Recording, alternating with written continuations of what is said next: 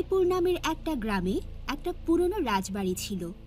লোকজন বলতো সেই বাড়িতে নাকি একটা ডাইনি আর ডাইনির একটা ভাই থাকত। সেই রাজবাড়ির আশেপাশে গ্রামের লোকজন যেতে ভয় পেত। গ্রামের লোকজন বলতো সেই রাজবাড়ির ভেতরে গেলে নাকি কেউই বেঁচে ফিরতে পারবে না। ডাইনিটার ছোট ভাই এই জিনিসটি মোটেও পছন্দ করতো না যে কেউ সেই রাজবাড়িতে আসবে না।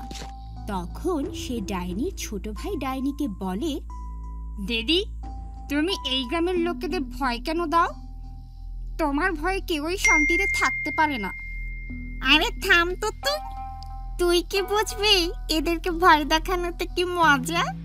আর আমাদের কাজই তো লোকজনদের ভয় দেখানো। শুধু শুধুই কি আমরা ভূত হই? আর একটা জিনিস সব সময় মনে রাখ যে ভূত কখনো ভালো হয় না। আরে দিদি, কে বলেছে যে ভূত ভালো হয় না? কেউ বলেনি, কিন্তু একটা জিনিস সব সময় মনে রাখবি যে আমরা কখনোই ভালো হতে পারি না। ডাইনিটার ছোট ভাই ভূত ছিল বটে, কিন্তু তার ব্যবহার ছিল অনেক সুন্দর। সে কারো কষ্টই সহ্য করতে পারত না, কিন্তু কি করার, দিদির কথা শোনা ছাড়া আর কোনো উপায় তো নেই। একদিন রাতে গ্রামেরই একটি ছেলে হাঁটতে হাঁটতে সে ডাইনির রাজবাড়িতে ঢুকে পড়ে।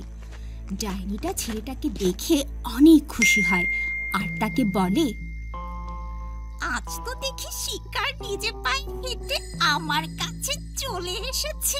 ডাইনিটা তখন ওই ছেলেকে ভয় দেখানোর জন্য ভয়ানক আওয়াজ করতে থাকে। এদিকে ছেলেটা ভয় পেয়ে কাঁদতে শুরু করে আর বলতে থাকে, দেখো দেখো, আমি ভুল করে এখানে চলে এসেছি, আমাকে ভয় দিও না, আমাকে ছেড়ে দাও, দয়া করে আমাকে বাড়ি ফিরে যেতে দাও। আর বাড়িতে আমার মা আমার জন্য অপেক্ষা করছে, আমায় ছেড়ে দাও দয়া করে। তুই যত যাই বলিস না কেন, আমি তোকে ছাড়বই না। আজ তোর সমস্ত রক্ত চুষে খাবো। এদিকে ডাইনির ছোট ভাই চলে আসে আর সব কিছুই বুঝে যায়। তখন সে তার দিদিকে বলে, দিদি, এই মানুষটাকে যেতে দাও না। আজ তো আমি রক্ত খেয়ে তবেই ছাড়বো, আর তুই এখান থেকে যা তো। ডাইনি আর ডাইনিটার ছোট ভাই মিলে অনেক সময় ধরে এই নিয়ে ঝগড়া করে।